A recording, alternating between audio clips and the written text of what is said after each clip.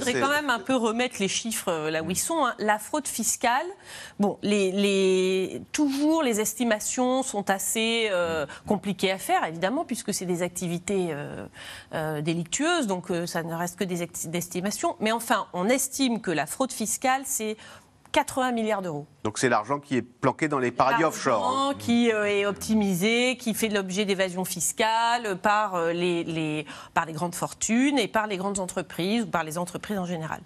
La fraude sociale, c'est 6 à 8 milliards d'euros. Donc c'est la fraude du pauvre. 10 fois moins. C'est la fraude du pauvre. Et non, ce n'est pas vraiment la fraude du pauvre, parce que dans cette fraude sociale, dans ces 6 à 8 milliards qu'on estime, 70%, c'est les employeurs, c'est-à-dire les médecins, c'est de la fraude aux cotisations. C'est pas de la fraude aux prestations, c'est de la fraude aux cotisations. C'est des employeurs qui fraudent l'URSSAF par le travail au noir ou dans l'assurance maladie, c'est les médecins qui surfacturent ou qui font des actes fictifs, comme on l'a vu dans le reportage. Donc, la part de la fraude du pauvre, c'est 30% de cette fraude sociale qui elle-même est 10 fois moins élevée que la fraude fiscale. Hein. Donc, bon...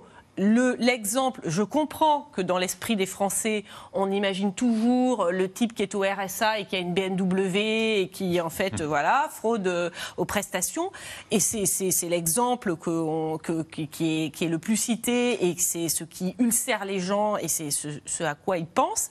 Pourtant, je veux dire, la réalité des chiffres est véritablement tout autre.